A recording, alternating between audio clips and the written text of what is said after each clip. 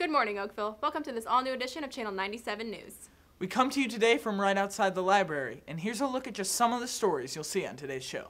We learn about a pressing issue that is threatening the future of the Melville School District. We have some fun with our 2015 Mr. OHS contestants. We find out just how important it is to stay safe online. We find out about a pair of committed seniors who have quite a bit in common. We'll have all that and much more on today's edition of Channel 97 News. And it all starts now.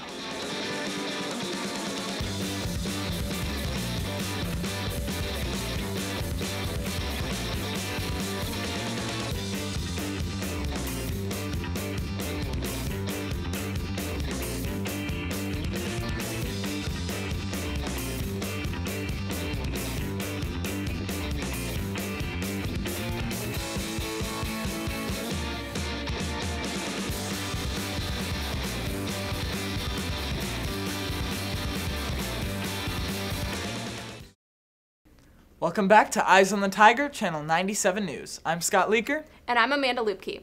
Opinions vary on the state of our school district's financial situation, but Veronica Moheski and Morgan Williams have the facts on the budget crisis. As the school year comes to a close, there are many rumors about what budget cuts will be made next year due to the $8 million deficit facing Melville School District. But not everyone knows the true facts. Well, some of the main contributing factors is from a revenue side of things over an extended period of time. In particular, we've been looking at data since the 2008-2009 school year. The growth in revenue overall has been just 0.7%, so less than 1% revenue growth. But over that same time frame, expenses for the district have increased over 10%. The school board must cut at least $4 million for next year's budget, and part of the reason for this is the drop of property values. This drop in property values is also affecting the sale of homes in the district. Yeah, Town South is kind of a unique subdivision, and it's basically split in half by Lindbergh schools and Melville schools. I ran all of 63128 because 63128 is, again, a lot of Melville, a lot of Lindbergh school district, and your average sales price in Lindbergh schools in 63128, and that this auto populates the last 12 months, is $280,000 for sales price. The average in Melville schools is $217,000 for a sales price. And the square footages, again, are very similar footage, so not enough to make that drastic of a difference.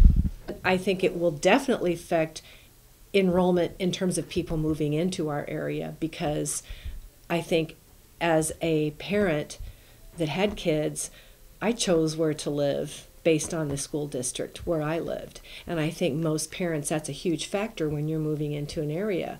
You look at the school district. And so I think that's a big factor.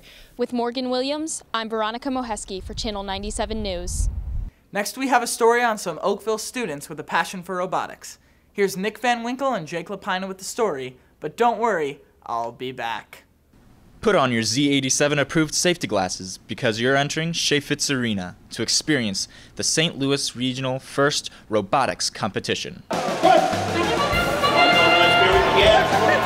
Among the mascots and commemorative buttons, you will find Oakville's robotics team.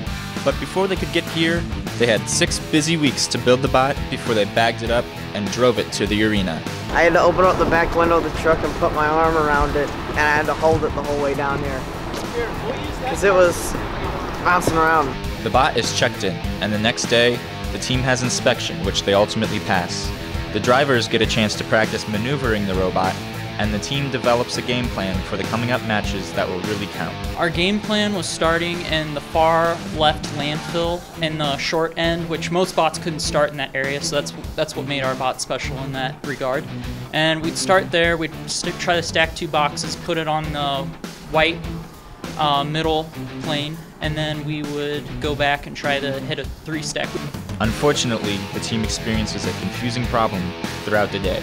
We thought we might have programming errors that were causing communication problems on the field. It turned out that the programming was fine and our router was actually bad, and so we had the event managers loan us another router. The second day is all about ranked matches. This is the game. Basically, there's these big boxes, and the bot's supposed to forklift them up, stack them. You get points for stacking them and placing them in the special zone. You also get points for putting these pool noodles, throwing them across the field, get them on the other team's side. You can lift up the trash cans that are also on the field. During the qualifiers, we ranked in the 20s. until the very last match when we were paired with teams in the lower half of the competition, and we scored a lower average point total. So we dropped all the way to 36th place, I believe. And I told them before we left I was incredibly proud of what they did to take something, nothing, absolutely nothing, and through the use of the metal shop and Mr. Carling's help, we constructed this. And plus their own prior knowledge that they had through electronics and robotics and Project Lead the Way. We went head to head with some of the best teams in the area, and we held our own. With Nick Van Winkle, I'm Jake Lapina for Channel 97 News. 32, 31. Oakville Robotics. And 4,600. No, I don't think you get it. It is funny. You know, the Terminator's a robot, the story's about robotics. Scott, just stop. You're embarrassing us. Next, we have a quick preview on an annual event at OHS. It's just about time for Mr. OHS. With an Olympic-themed Mr. OHS, we decided to lighten up the competition by passing a torch around our house. I'm Trevor Benz, and I'm Mr. Leadership. I'm Kyle Moran, and I'm Mr. Deca. I'm Joe Martinelli, and I'm Mr. Baseball. Dinger! You already know who I am, and I'm Mr. Broadcast. My name is Brad Kruger, and I'm Mr. Golden Guy. Hi, I'm Brian Cole, and I'm Mr. Robotics. Hi, I'm Noah Ansel. I'm Mr. Mads. I'm Austin Leininger, and I'm Mr. Too Legit. And I'm Benjamin Drew, and I'm Mr. CCM. I'm Thomas Hutchison, and I'm Mr. Soccer. My name is Joseph Green, and I'm Mr. Jesus and Mr. SNHS. I'm Eric Tate, and I'm Mr. Stuco. I'm Alec, and I'm Mr. Football. Donald Raven, Mr. Band! Josh Buhner, Mr. Percussion. Jason Boyd, Mr. Jazz. Grayson Sullivan, Mr. Marching Band. John Hall, Mr. Drummate. I'm Jake Meyer, and I am Mr. Tiger Cage.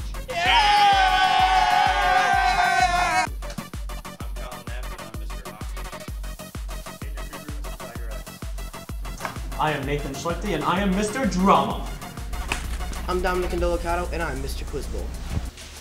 Hola, me llamo Trey Marlette.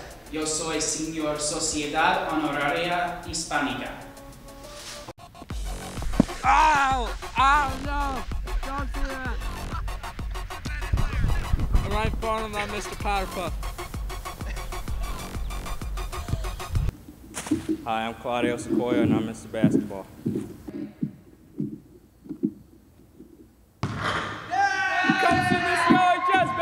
With Cassidy Ham and Scott Leaker behind the camera, I'm Morgan Blumenthal with Channel 97 News.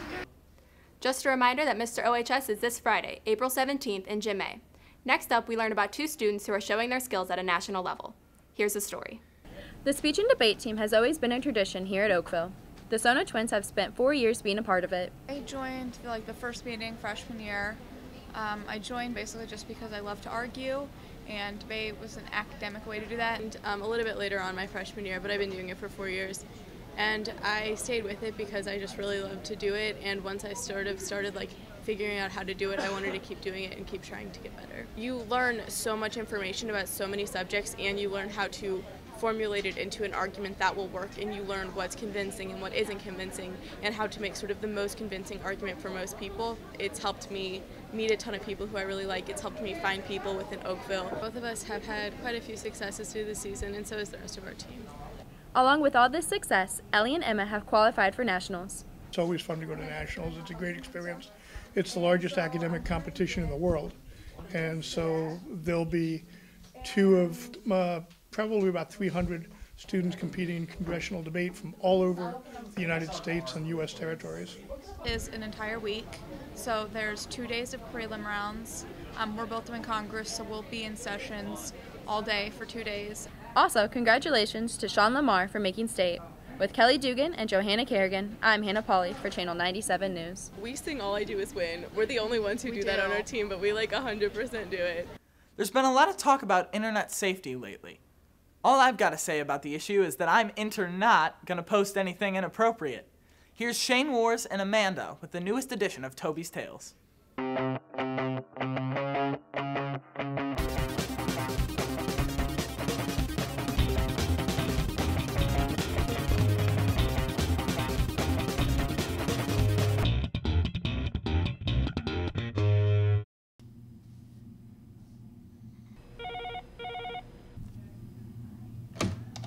Mr. Tate, your next appointment's here. Okay, send him in.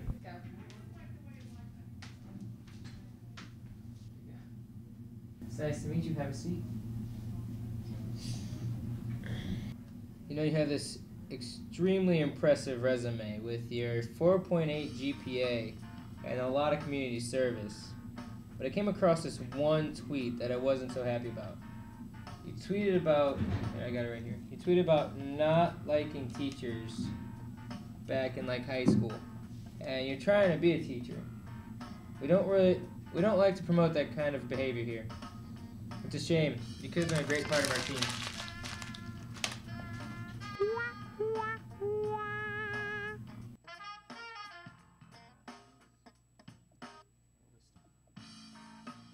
So next up, we have a story about a ball guy in sports.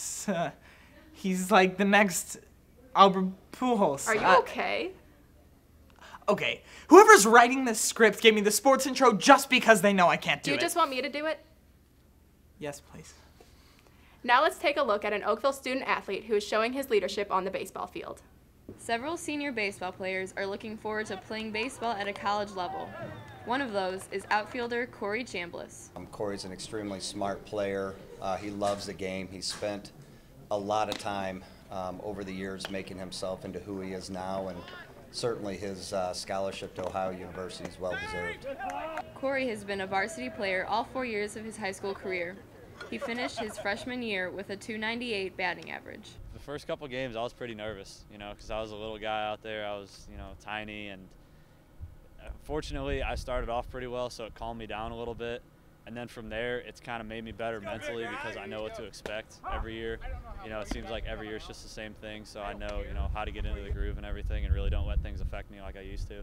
After the first 10 games of his senior year, Corey is batting .500. I just try to hit every day, try to do something baseball related as much as possible. I feel like if I go a day without doing something, whether it's hitting or working out or running or something like that, it's kind of a wasted day. So every day I try to do something just to keep me into it. He's an excellent hitter, very patient at the plate. He's been our leadoff hitter for the last 2+ seasons. He's a great defensive outfielder. He's got a very good arm. I mean, really, there's not a weakness to his game. Not only does Corey contribute his great athletic skills to the team, he also provides other outstanding qualities. He's a great teammate, great leader. He always puts the team before himself. I just try to kind of, do things by example, just kind of do what I think is right, and apparently they like that. So we have high expectations for him, as I'm sure he has of himself, and we look forward to him doing not only great things this year, but we look forward to following him up at Ohio University. We know he's going to do tremendous things there as well. Good luck to Corey in his college baseball career. With Kobe Allen and Holly Dinkins, I'm Allie Landman for Channel 97 News. If you have not bought your yearbook yet, now's the time. The deadline to order is just a few weeks away, and there's something unique about this year's book. Let's take a look. +1, the new Herf Jones app that allows you to take your yearbook anywhere and everywhere you go. That's right, anywhere and everywhere you go. Share your memories with friends and family, or simply browse them digitally. You'll always have access to your photos, your memories, and your friends. +1, your digital yearbook experience. Download the app today to your smartphone or tablet. Only available with the purchase of your yearbook and only from Herf Jones. Well, that wraps up this edition of Channel 97 News. Thanks for watching. I'm Amanda Lupke. And I'm Scott Leaker. And remember, Oakville, keep your eyes on the Tigers.